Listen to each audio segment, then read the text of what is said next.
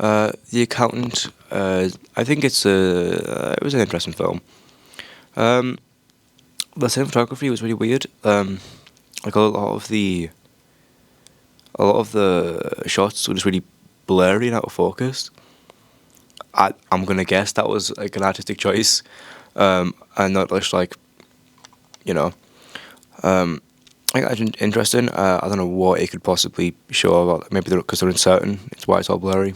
I don't know. I think the actual accountant in the accountant is a very interesting character. He's very cool. Like from the first time we meet him, it's almost like an intimidating like horror scene. And when he steps out the car, boom, boom, boom. There's a lot of ruckus and rumbling. And then when you actually meet him, he's being like, "Hey, can I have a beer?" And he downs the entire thing. So it becomes like this like almost antagonist, scary guy.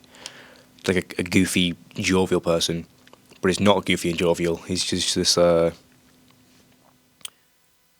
would say he's not antagonist, but he's antagonistic. He's got a weird aura. I'll say that much. Stunt lines aren't aura. What this guy said. I think that the actual story, although interesting, is very missable because it's almost exclusively dialogue. Um, like the whole thing, spoilers, but the whole thing is about the farm is going under, so they get an accountant because the neighbouring farm, he was in the same position, but he got to keep his because he lost an arm in an accident. So they want to like recreate that by doing, like, oh, I've had an accident and let's give you a lot of money, government. Um, Have you had an accident? It wasn't your fault. what this guy said. Um, yeah, and then the accountant comes.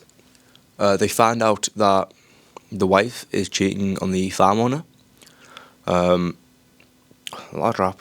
How many times can I say it? Are you just gonna like rat up about the whole plot? Talk about the stuff that you liked. Okay, sorry. I'm sorry. I. Mm. One thing I did like, I liked the shots where it's kind of the accountant is kind of centered in the shot, and everything else around it is kind of in the foreground, and it's kind of the two actors standing at the side. It's right at the beginning of the film. It's when the accountant's first introduced. I also really like there's a kind of semi subtle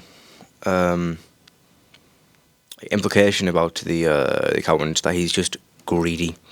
It's never said, but he downs drinks in one big gulp.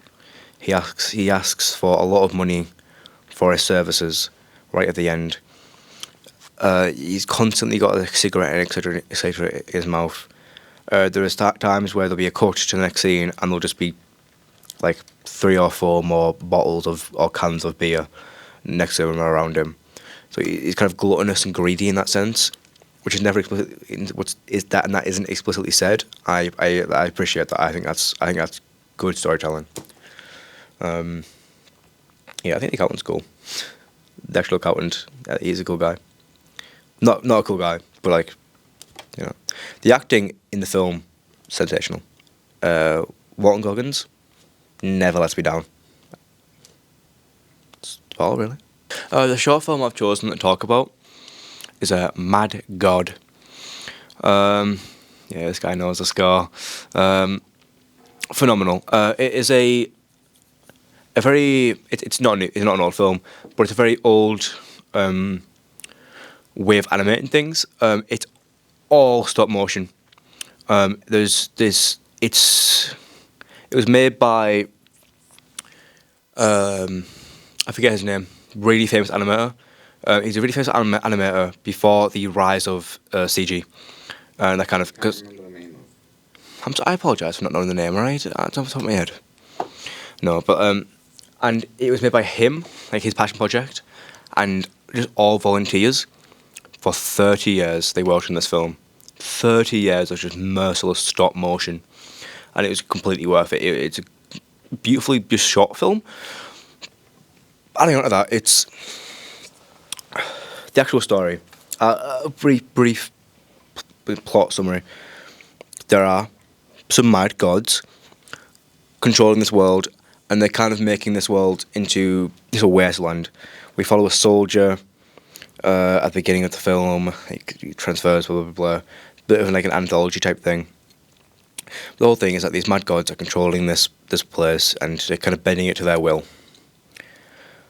This makes a lot of sense as the plot because there's 30 years of effort went into this by volunteers that came and went, and one man who's literally the mad god of this world, who literally painstakingly crafted this entire place. Every movement was controlled by him. He changed the stop motion, the clay so much that it became, his fingerprints are there, like in the world. That's so cool. That's such a cool plot thing. It's quite meta in that way. It's really cool.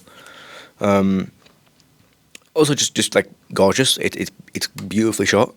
Like I know it's animation, so it's kind of a different like world as of like cinematography, but it's you have to appreciate it. It's still absolutely gorgeous.